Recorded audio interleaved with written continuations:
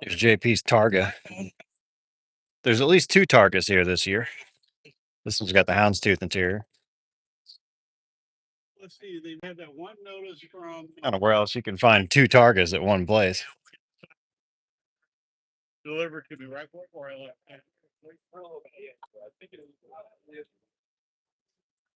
I like the patina on this. Somebody left a BMW decal on here for a while, and I guess it etched into the paint. So now you've got this really interesting BMW patina on the side. Kind of cool.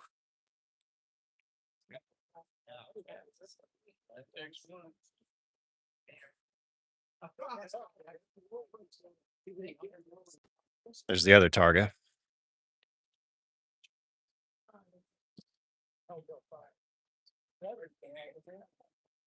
Turbo flares and a roof rack. Can't go wrong with that. Can't go wrong with Pana Sports.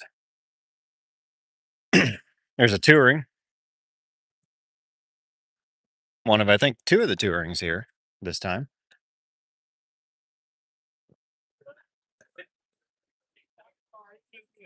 There's Ben's car. Very, very original. Even got the correct early trim on there. Here's a Malaga car. Again, very original. It's apparently an original paint. And he was telling me that he had the original license plate recreated. The original owner bought it in Europe, did that program where you could go to Europe, buy the car, drive around for a little bit, and bring it back. And he recreated the license plate based on the original photos of the car when it was still in Europe. So that's pretty cool. The owner bought it as an American spec car because he knew he was going to bring it back to the US. So it's got American spec things like these additional reflectors that would not have been on a European car. Go ahead and dox him real quick. Everybody puts their name and their location on the car so you can know exactly who you're looking at and what car you're looking at and how far it drove to get here. Most of these people did drive here. North Carolina on that plate, Texas, Indiana, Michigan, Georgia, Texas, Pennsylvania.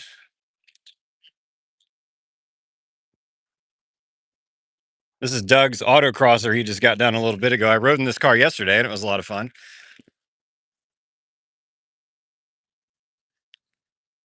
Old Laguna Seca sticker on it. I love that. The dual 40s. Just, that's probably fine. That's probably fine. I don't need to worry about that too much. Oh, and this very aggressive camber caster setup in here. That's how you know you're racing. Somebody asked me what the earliest car here was earlier, and I think there is a 66 here somewhere. 1602. But I'd have to find it.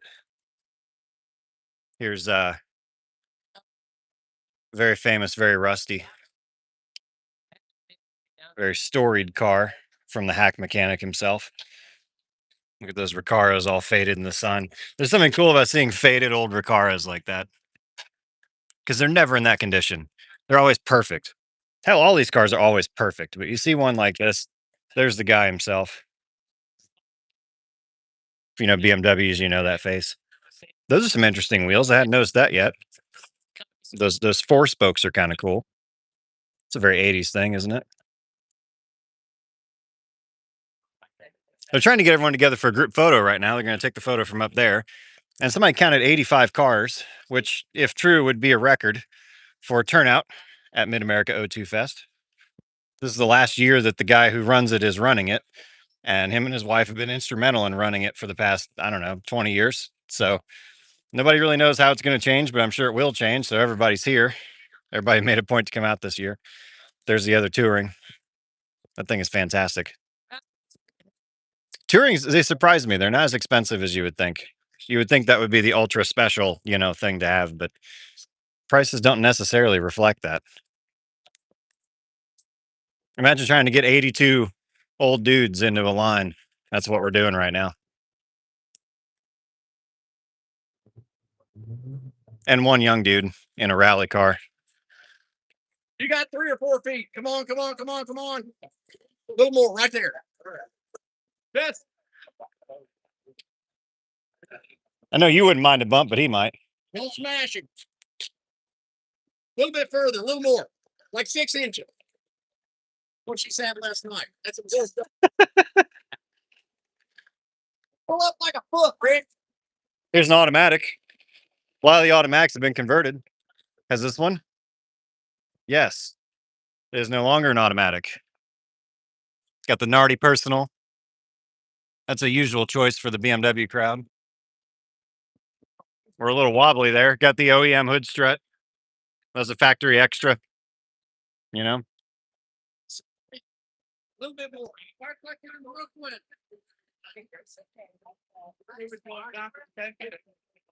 Yeah. Oh, yeah, yeah. You want them on the end. Yeah.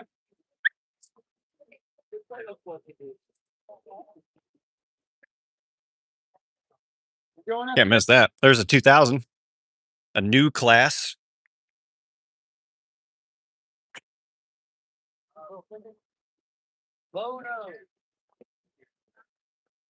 Where'd you get that from?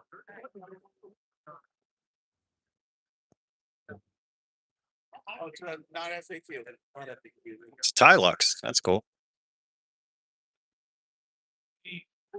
6 Series, 5 Series. I'm gonna get behind here. I love this 5 Series. I love the color on this with the pinstriping and the yellow. Oh, just beautiful.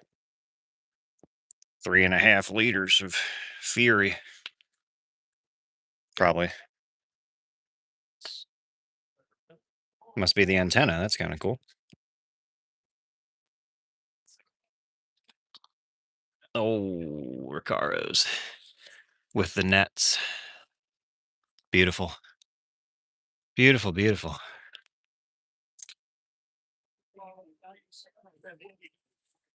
You don't see a lot of 5 Series in a good color like this. This one's been all over the place. It's been to the vintage in North Carolina. It's been to the vintage in, oh, that's also North Carolina. It's been to the vintage in Pittsburgh. This one is a, well, it looks like it has Euro bumpers, but I'm assuming it's American 530i. All the other ones are 2002s, 1602s, 1802s. There's Scott. Scott thinks his car is a turd. Do you agree?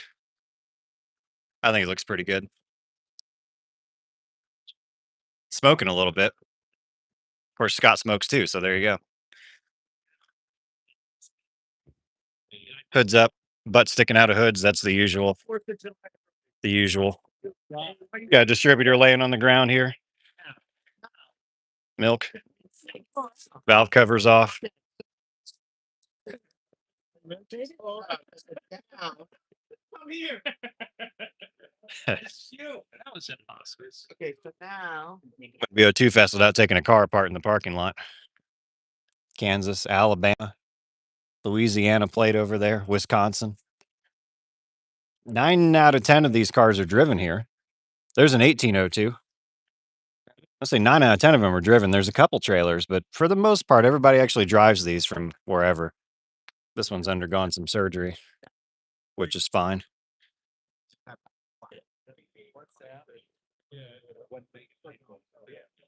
I'm trying to find the owners of these other cars.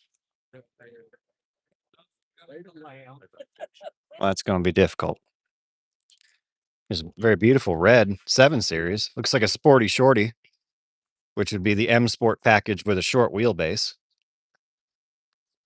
I like these a lot. I had a friend that, well, he liked to go 155 in the fast lane with this thing. And I like to sit in the back seat on my phone. Ah, beautiful cars. They've really aged really well. The main difference between 2002s is the tail lights, for all intents and purposes. This is a square tail. This is 74, 5, and 6. And that's the early ones, 67 to 73, or whatever I just said. A TII would be a fuel injected 2002, whereas a base 2002 like this would be carbureted. Of course, the other difference is being the bumpers. That's a gigantic diving board bumper. That was the Federal 5 mile per hour impact bumper.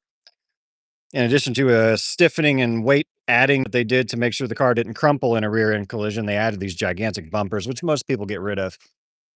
A lot of cars from this era you can't really convert over to chrome bumpers very well, but these are fairly easy to convert and they don't leave big, ugly holes. This is Malaga. This is the original color my car was before it got painted 7 times. And then here's the front diving board bumper with the American spec blinkers and American spec indicator lights versus a European blinker. Somebody's put this on an American car because it's still got the indicator light. But well, it's 3:02. We're supposed to be taking the picture, and we're still trying to track everybody down to get their car in the right spot. But yeah, this is Mid America O2 Fest. America's, I'm assuming, largest and longest running gathering of 2002s. I really like this brown. There's two brown cars here, and I like brown. Low noise. That's how you know. That's how you know there's low noise. John and Dave, not the same name.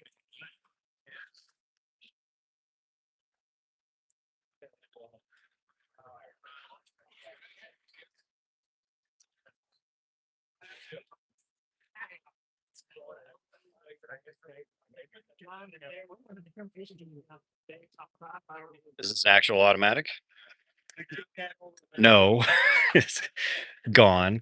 I don't know the last time I saw a real automatic. This thing, this very California style custom, bit polarizing. You either love it or hate it. It reminds me of that, that UPS one that went on Bring a Trailer a couple of years ago. It was on Cars and Bids this year again. Had the big UPS livery on the side of it. If you Google UPS 2002, that reminds me of this. This might be a 2002 TII. Yeah.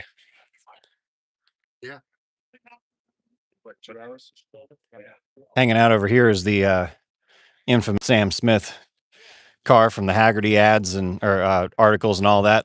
That basically what they did was they started out with this gigantic rust bucket, and they just put steel beams everywhere to reinforce the situation, which is not the right way to do it. And that was the whole point. So now he's driving around in. Normally, if an O2 is this rusty, the subframe would have fallen out because the subframe mounts right there. So that was kind of the whole point, was to get this rust bucket back on the road and save it and kind of preserve it in rusty form. And well, you see what happens to most of them. They're perfect and pristine. So it's kind of cool to see one with rust holes on the road. Near and dear to my heart since mine's rusty. This one might be a little rustier to mine. But yeah, Mid America O2 Fest. I'm gonna walk up there and see if I get the big picture angle and then call it good. I'm disappointed I didn't see an actual automatic transmission this time. I wonder if there are any here. That's like seeing a smog pump. That's got to be pretty rare.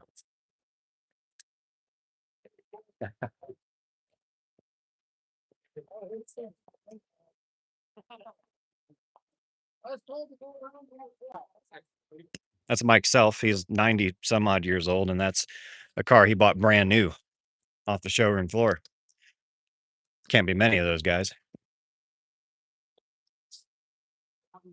I'll be the first time.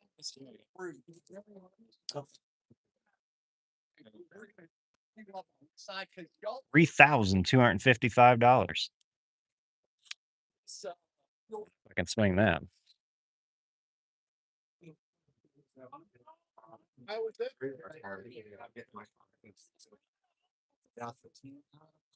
Andrew Wilson's car and somebody else's car. So anyway, so they come out there and they chuck with this big jumper down, jumpers off. Got the stock hood prop there. Thinking, okay, we'll drive, we'll charge that. Store about 4 hours. I've been coming to this event for like 10 years, and it never gets old to see all the colors. People in the community who aren't even involved like to come out and look at all the colors and take it in. And they're a special car, I remember when Instagram came around and everybody was obsessed with E30, and then people learned there was an even older little 3-box BMW, and people loved it for good reason. Oh, they're always yelling at people.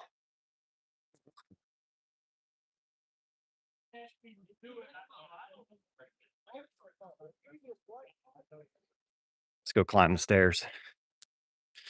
This is in Eureka Springs, Arkansas. Happens every year, although next year I'm not entirely sure where it's going to be. Is that a Honda Prelude? What? Hang on a second. We interrupt this German presentation for a Honda Prelude with the requisite little blue thing on the front. Wow. I don't care how much heat these things are getting. They look pretty cool. Actually, wouldn't mind that. That's not bad. Got the very Porsche looking light bar on it. Huh. That's the first one I've seen.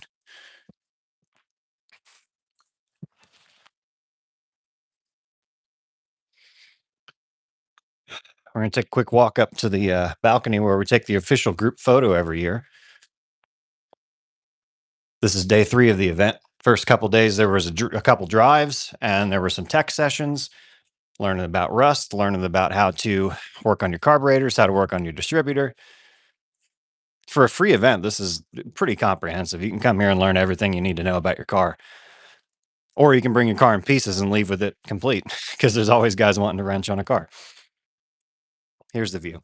Oh, excuse me. Oh. Cut the corner.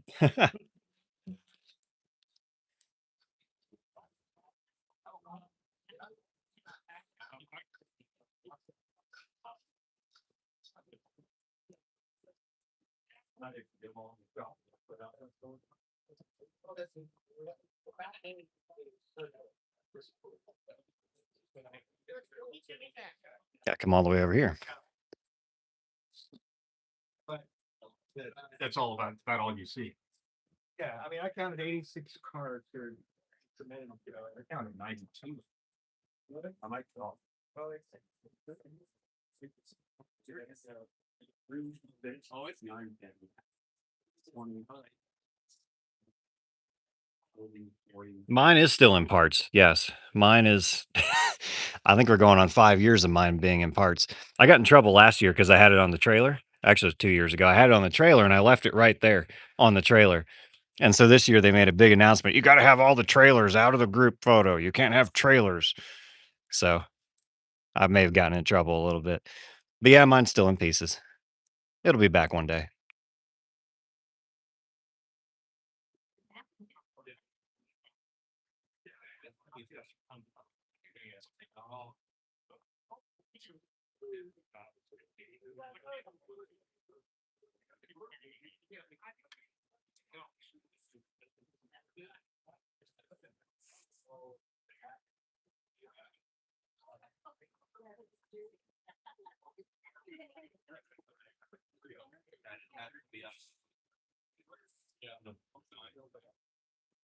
That never gets old.